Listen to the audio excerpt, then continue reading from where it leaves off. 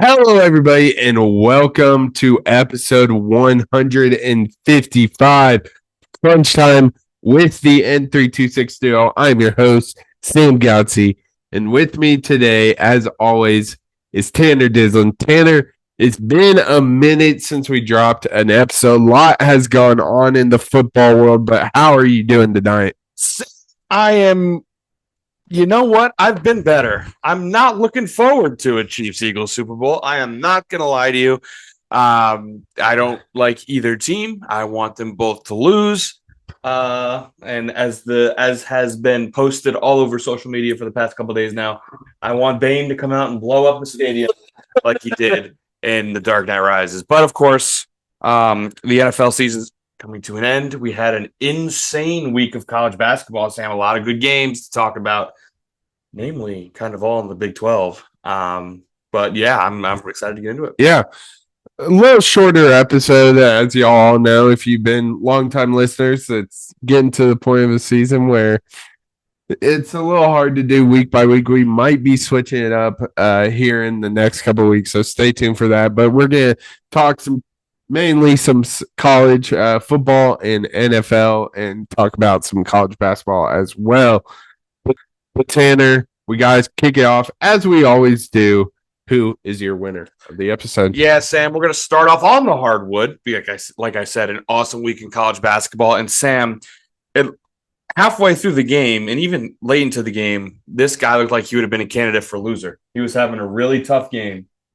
Then it all flipped on a dime when he made a three-quarter court shot to send the game into overtime, and then turned it on in overtime, finished with a game high 22 points. Obviously not very efficient, as I said before, but I'm talking about Caleb Love, the transfer from UNC, had a couple great years over with the Tar Heels, transferred to Arizona. Last year was supposed to be their year. They had a rough start to the season this year, but Sam, in the Big 12, they take on Iowa State, of course, number 3 in the nation.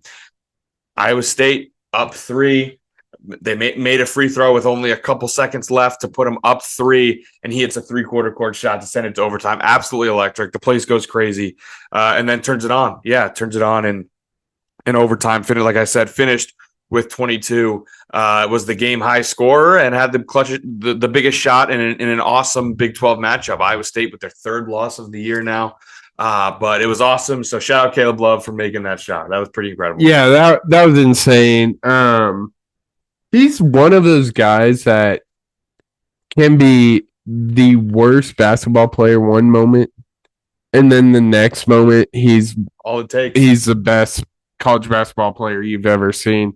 I got on Twitter last night. That was kind of tough. Takes exposed. Yeah, it was not great within like 5 minutes of each other.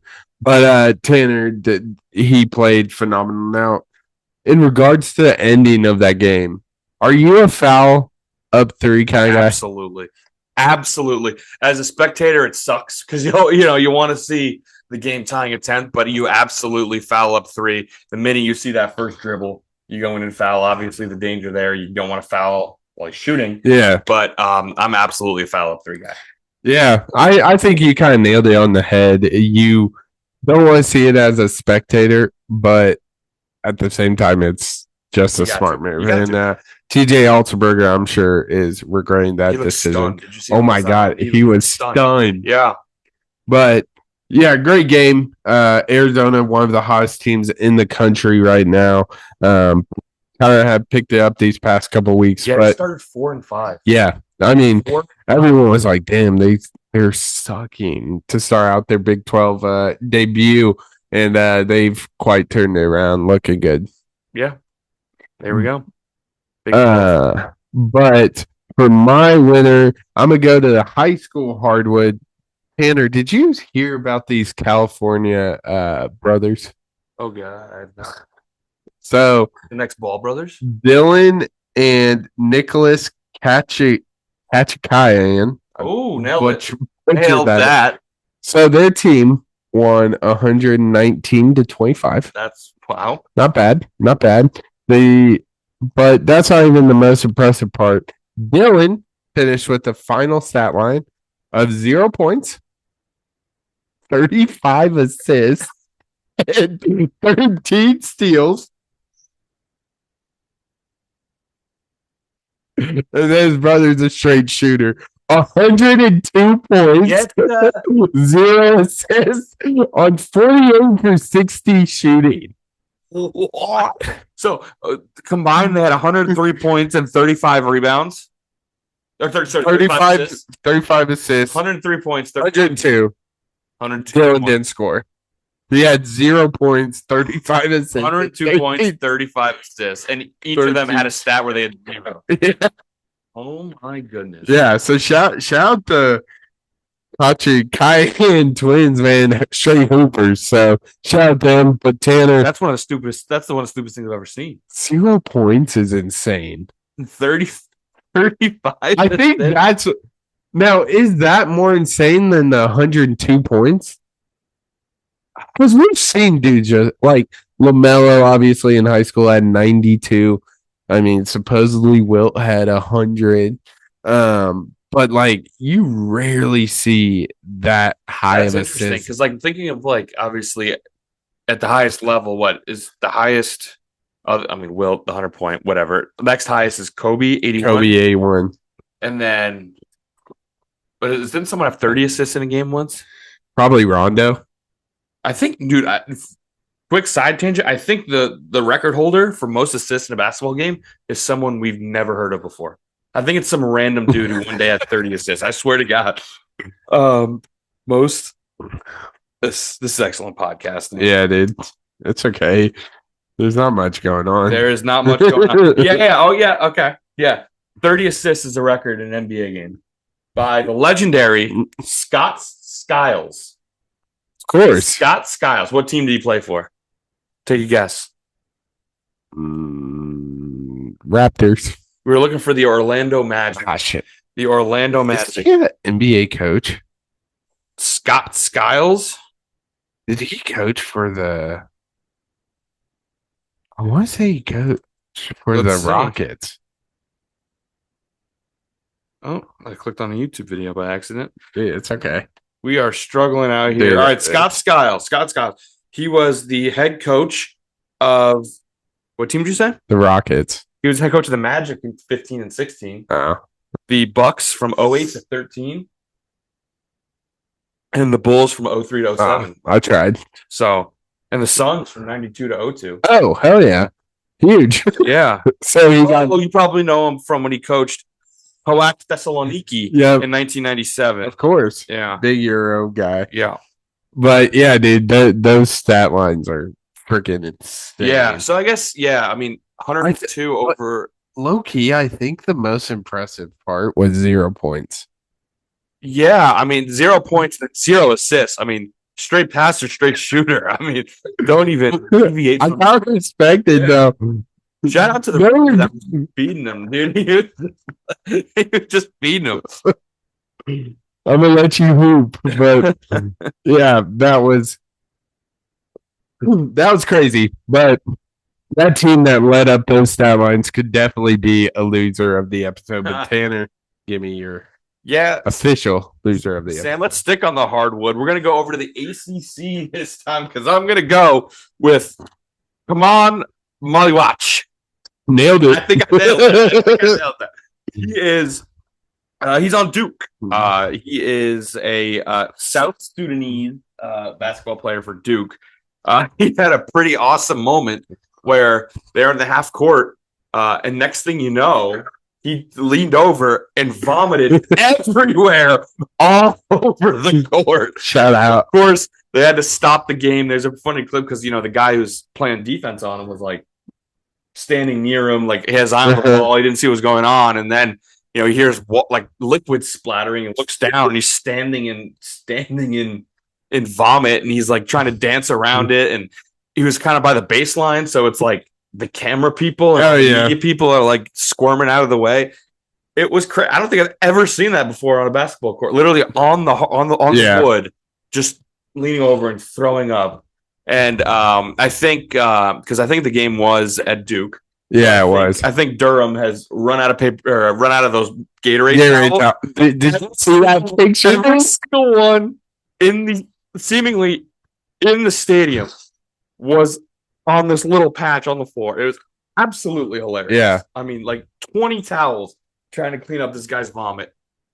Absolutely insane. Pretty funny stuff, but yeah, unfortunately, when you vomit all over the floor, you're gonna be the loser of the episode. Duke did win, however, they won by 10.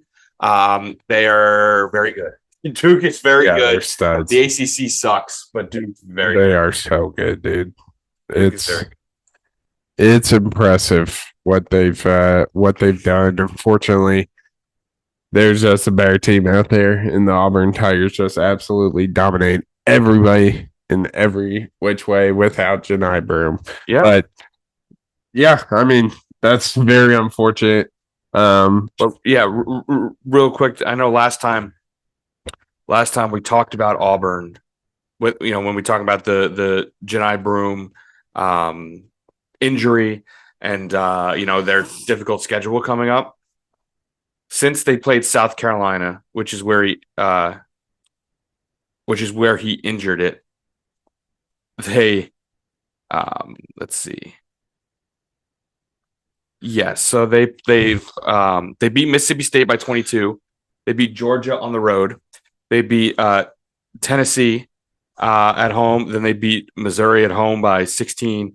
They beat Texas on the road, and then they beat South Carolina on the road as well. So they're really freaking good. Yeah, they're studs, man.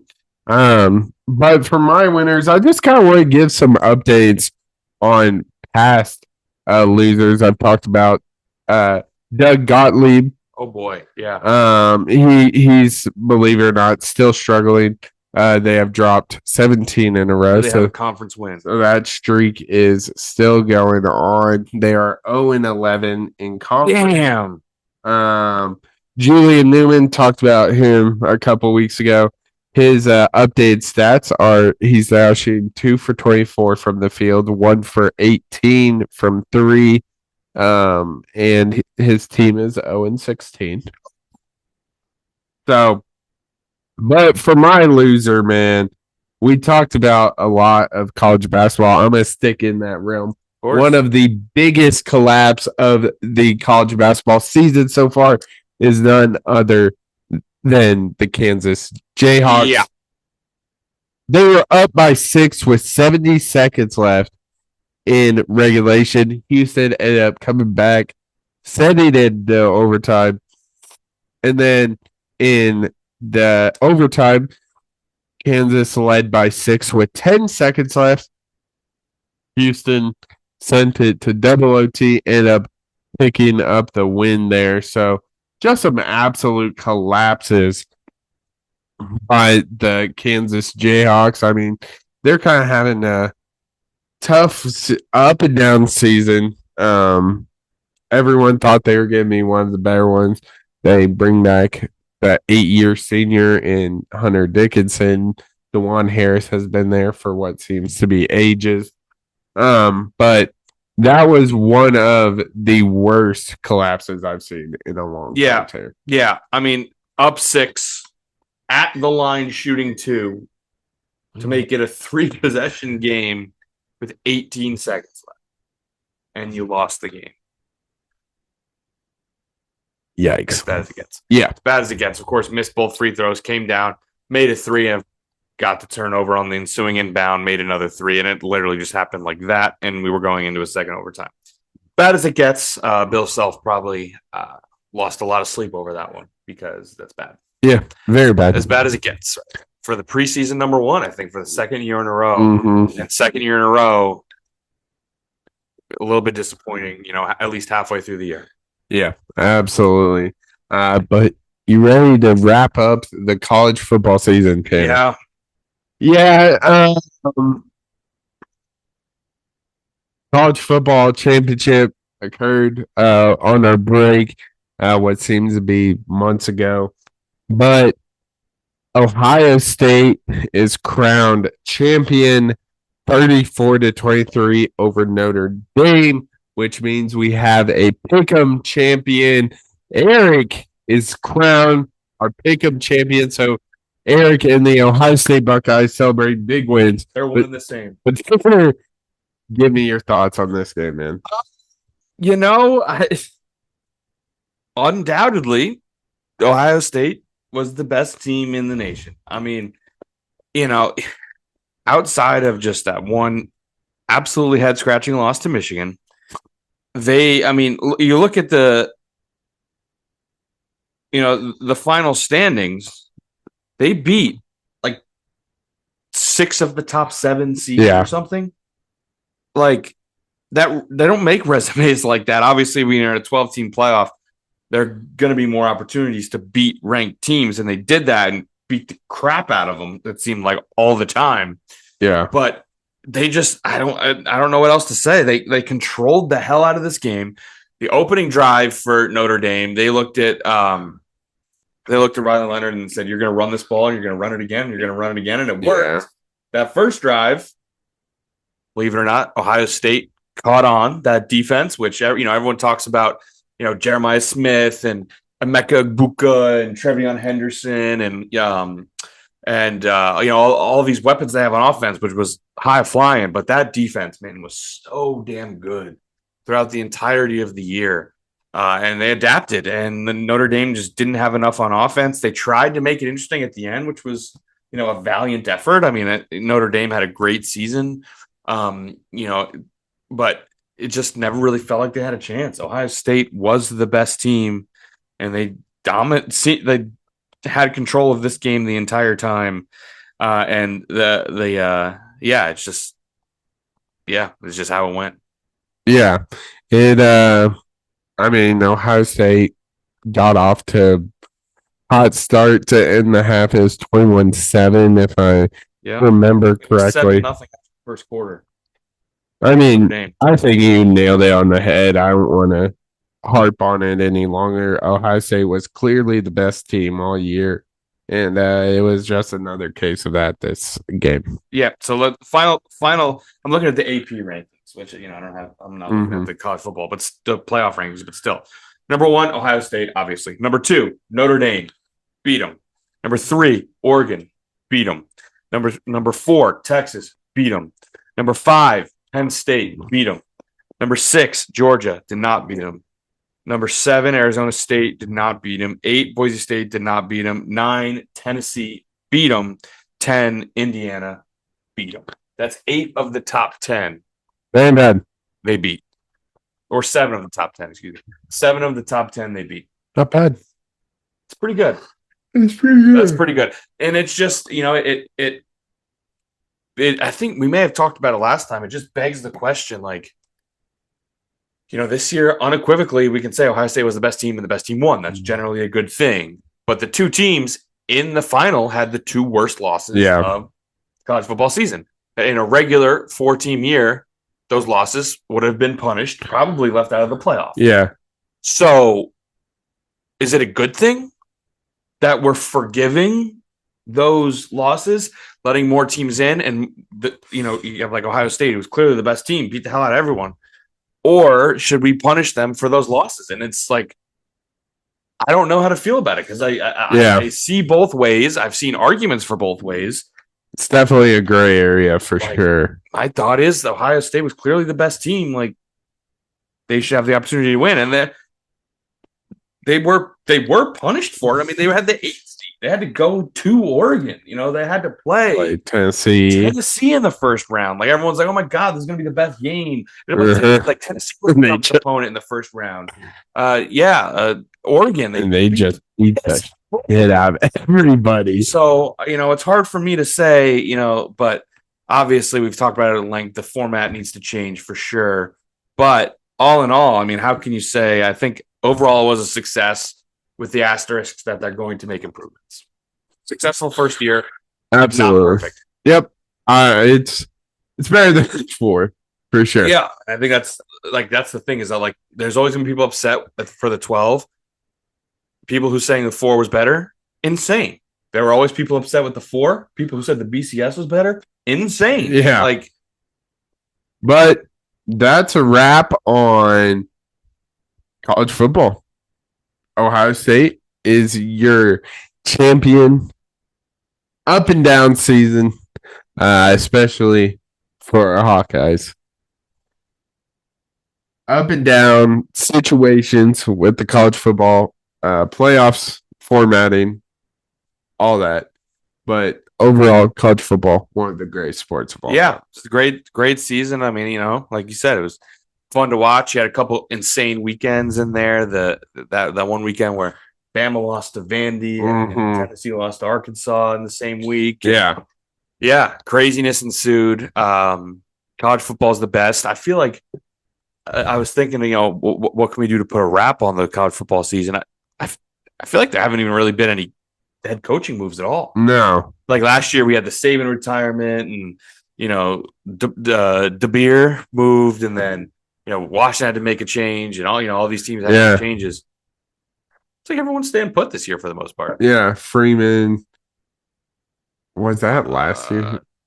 No, I think that was 2 years ago. 2 years ago. But they had like Mike Elko went to A&M. Yeah. And then they filled him in with Manny Diaz and a bunch of there hasn't been like anything. I know the DC from Ohio State. Ohio State went to Penn State, which is crazy. But yeah, I looked up. It's funny because I looked up his name, and he was born in Philly. So I think got it. Yeah, but a entity that has had a lot of moving pieces in regards to coaching. The NFL, Tanner, a lot of moves. We have the Jets. So crazy. Like, do you under? Because I just saw that clip. I have no idea what the context is. I watched that video. It's literally he's just like, I'm excited for this, opportunity. Jacksonville fans like. Duval. Like, what the hell?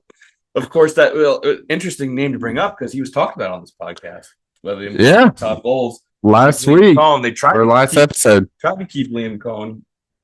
A little bit of drama going. Crazy. Handshake agreement to make him the highest paid coordinator. Said, "Screw you! I'm going to Jacksonville." Duval. Crazy. But Jets hire defensive coordinator of the Lions, Aaron Glenn. Mike Vrabel returns to the New England Patriots. They will be the head coach there. Ben Johnson is heading to Chicago, again, be the next head coach of Caleb Williams. Then we got Liam Cohen, of course, with Jacksonville. Carroll making a comeback in Vegas, and the Cowboys hired somebody. Who is it, Sam? Tell us all. Schottenheimer. Brian Schottenheimer.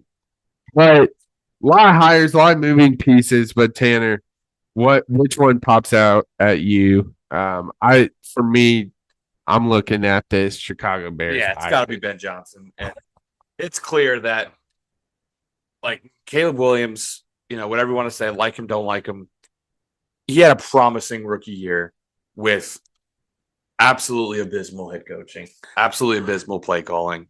Everything around in the scenario was just bad. And, like, there's talent on that team. Everyone knew it. So I think that was a slam dunk hire. And they've also got some coordinators filling in. The Bears defensive coordinator is going to be former Saints head coach, Dennis Allen. So someone who has had success in the NFL and has, been a coordinator to such a successful degree that they got a head coaching job. Obviously the Schottenheimer one, I gotta say is perplexing. I don't know if that's what I would have done.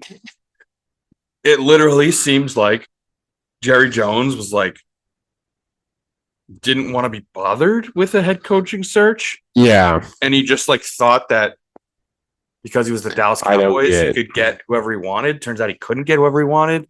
So then he just like walked down the hall and found the offensive coordinator's office. It was like, you're a head coach now. And then that's just how it happened. Well, he predicted us going to the Super Bowl next year. So yeah. So it's not like two in-division rivals were just playing this past weekend or anything. No.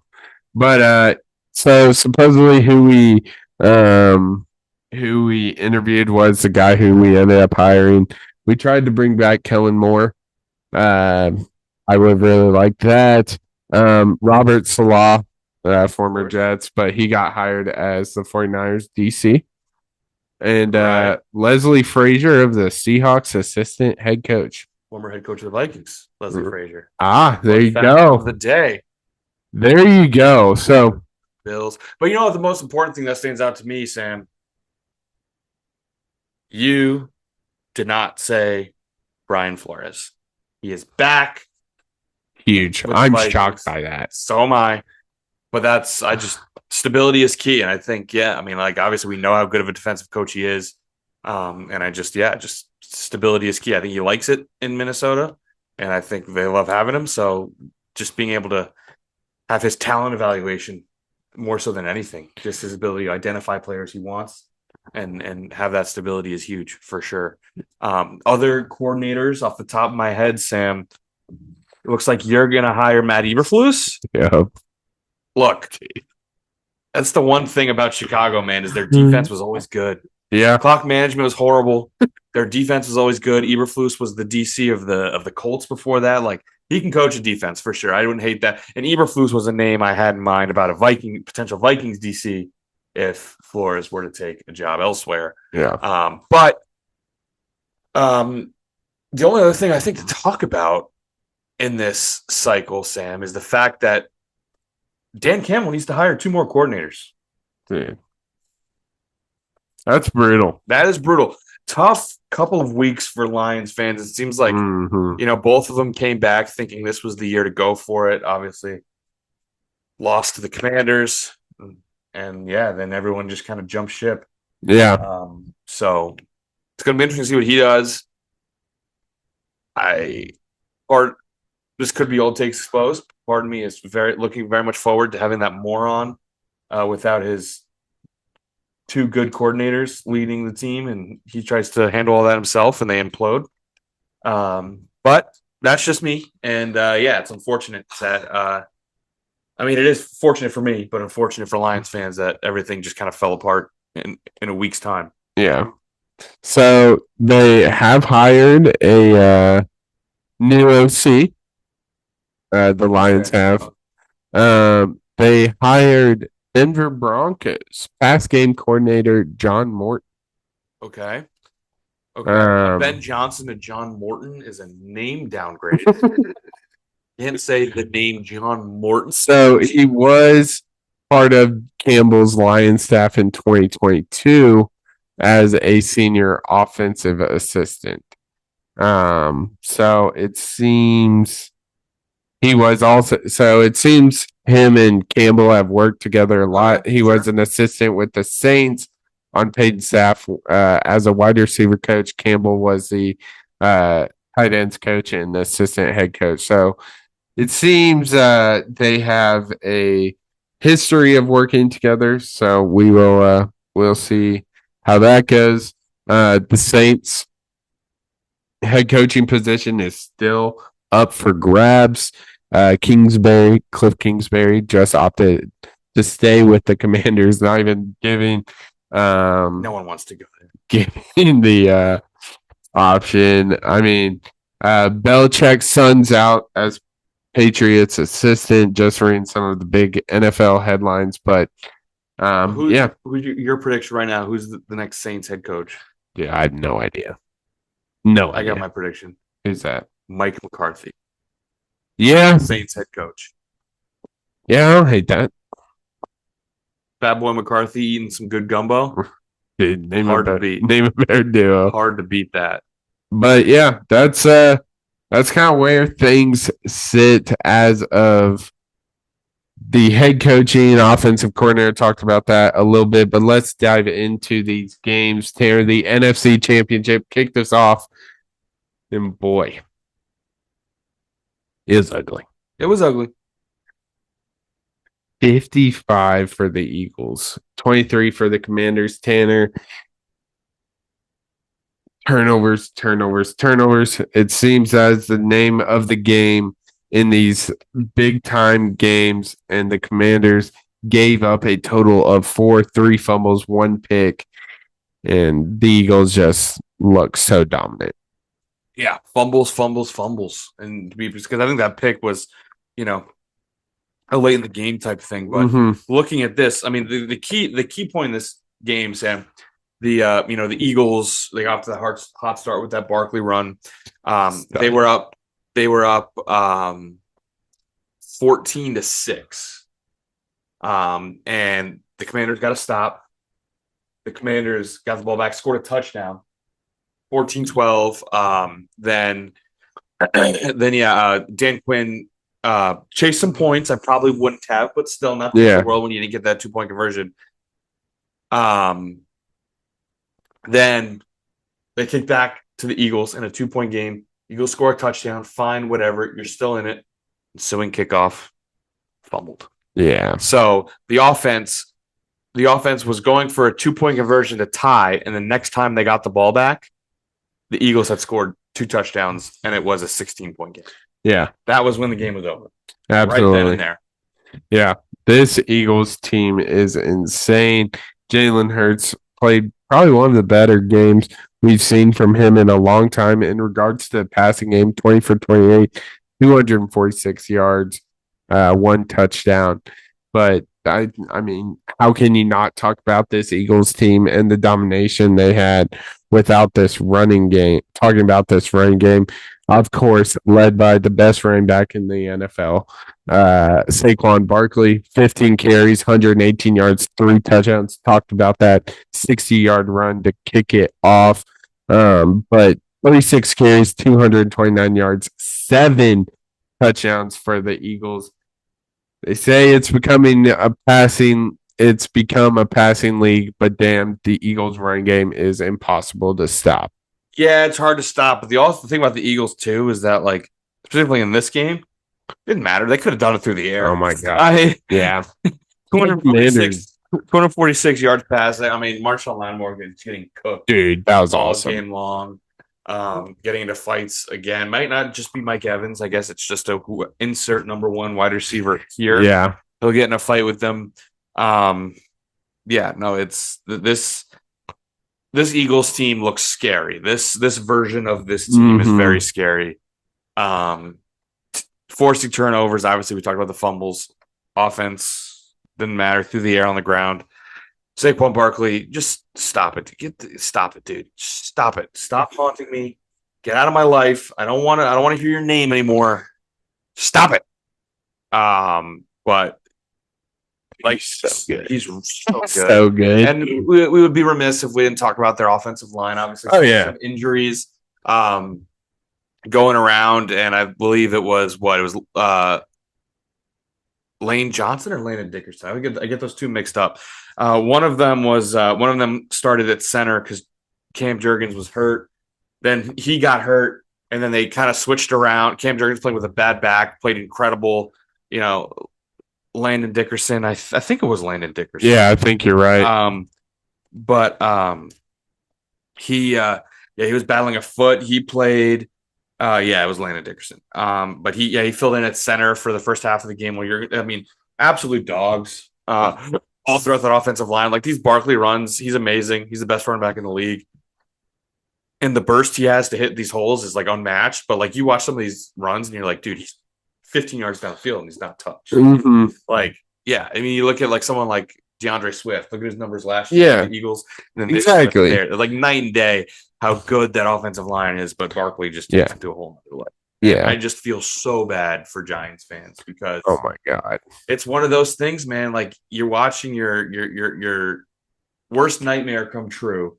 Your franchise player, drafted number 2 overall, go to a division rival, play in a Super Bowl, and you have to get clowned for it when, like, everyone knows, like, it would be dumb for you to bring him back. Like, Saquon Barkley on the Giants this year, I don't know if they would have won an extra game. No. They literally probably would have gotten hurt because their line was so bad. Yeah.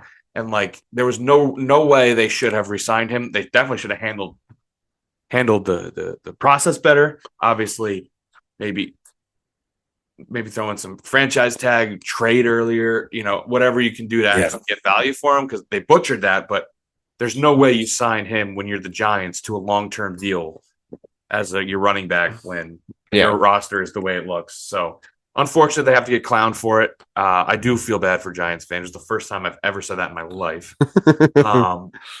But yeah, it just unfortunate, and just the Commanders. Like obviously, whenever you lose, you don't want to hear the we'll be back, big picture kind of thing. Big picture, we'll be back a year early because there's no guarantees ever. Like look at like the Bengals when they went to the Super Bowl. Mm-hmm. Like, oh, they'll be back. No, they aren't. They don't make the playoff the last couple of years.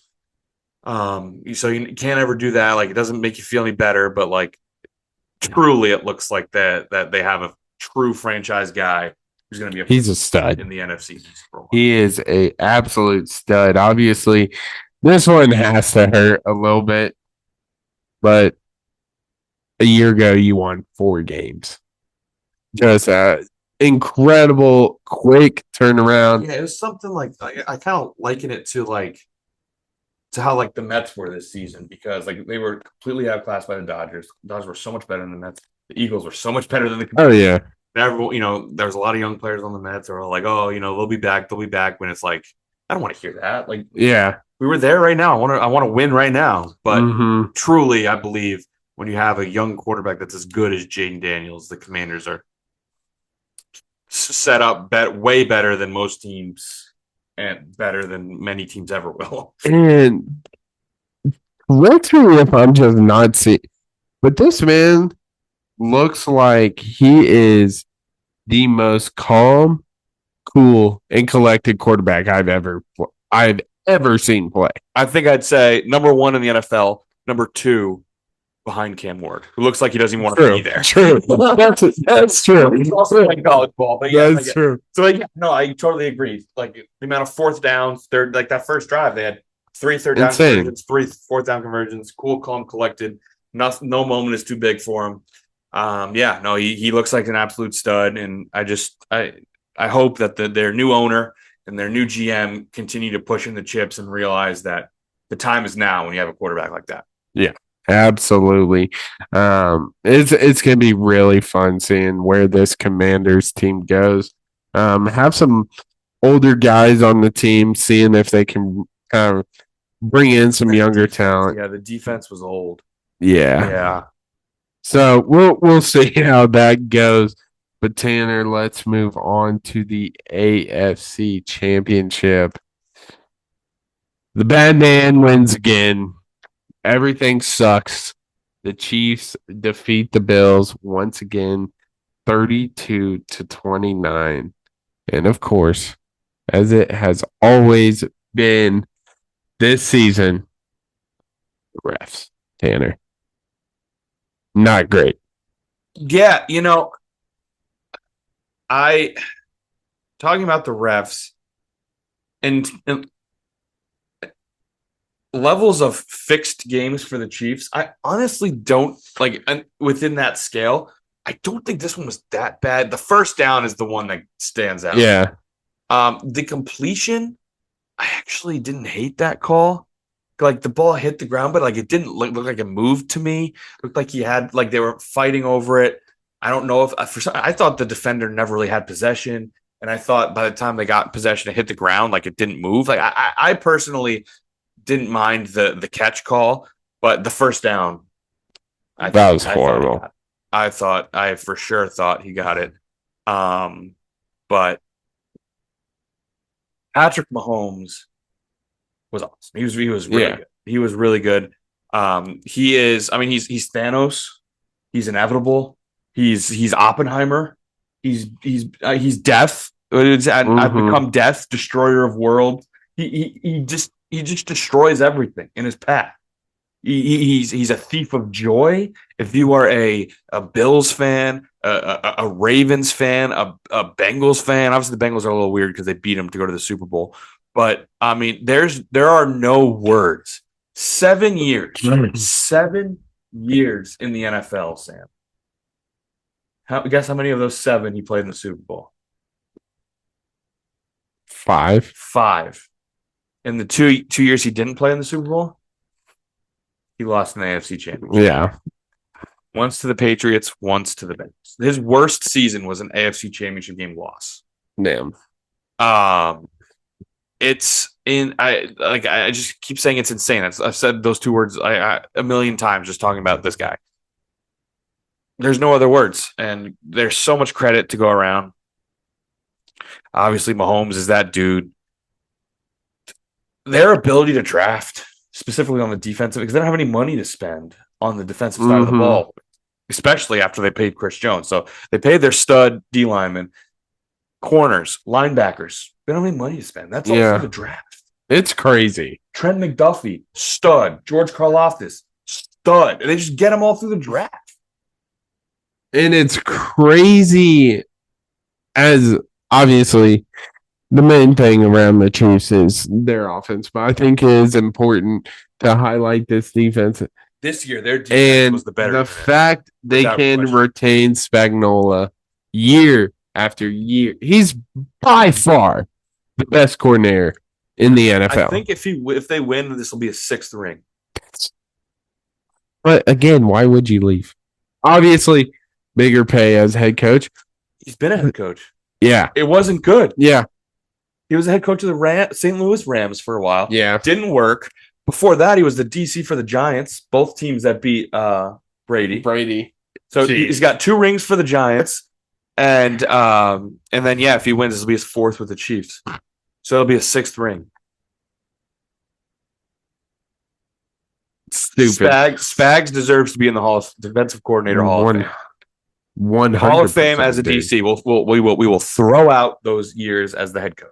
Yeah. As a coordinator, he absolutely deserves to be in the Hall of Fame. Next level stuff. And it's the same crap you see. Like the defense, they play well in a big spot. He dials up the perfect blitz. Unreal. And that's what I get. Like, obviously, I'm no stranger to the blitz. I'm a Vikings fan. Brian Flores blitzes every other snap. And it's just like, dude, like, look what happens when you don't blitz and then you do blitz. Like, it's just mayhem. Like, they had no idea who was coming. Perfect. It's like blitz. A cornerback blitz, too. Yeah. It wasn't like and I want to say, I think it was this game, he had a D lineman. It might have been. No, it's the other game. But, yeah, dude, Spagnuolo, absolute stud. That's it. It's just so annoying. The coaching, top to bottom, all the players, obviously. Mahomes, the leader, the quarterback, obviously. Andy Reid, obviously. Spags. But really, man, that GM, when you when you have a quarterback making as much money as Mahomes does, such a high cap hit, all that stuff, yada. Obviously, we all know it's worth it. That's not the point of this. The point of this is that you have to hit on your draft picks, and every single one they hit on. It's every stupid. Single one. Throwing a Xavier Worthy, Isaiah Pacheco, 7th rounder. Mm-hmm. Are you kidding me? Like, they hit on every single one, and that's what makes great teams great. And Mahomes is great, and the defense is great. Spags is great. Everybody's great, and they just rob everyone of joy. If you are a fan of a team that's not the Chiefs, he's the monster sucking all the talent he's just sucking out all the joy of people. He's like, your joy is mine now. I get all the joy, not you. It's mine. Yeah. That's what he does, dude. He's the destroyer of worlds. Yeah. Yeah. Now the Bills. Well, before we move on to the other side, I want to bring up an interesting point I saw. Will the trade of Tyreek Hill go down as one of the worst personal decisions by an NFL player ever? Crazy. Yeah, you win a Super Bowl and you're like, no, I'm good. I don't want to play with one of the greatest quarterbacks of all time. Nuts. Just absolutely insane. You got to live in Miami, so but football-wise, horrible. Maybe he considers it a win. He'd rather play for a bad football team and live in Miami than win Super Bowls and play in Kansas City. Some people are wired that way. If that's what he wants, that's fine. I guess. But yeah, it's bad, dude. It's hard to believe a pro football player wants that. Yeah. They're like, but back to this game.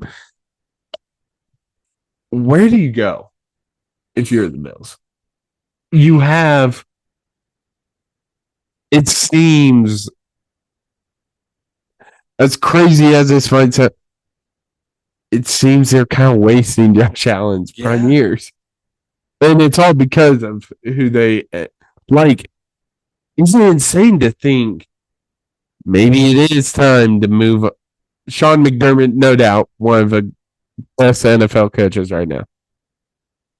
But year after year, it's the same exit. And this was he got outclassed in this game. Not even outclassed this game. It was ugly, and I hate it for the Bills. But I mean, where do you go? Seriously, I genuinely don't know.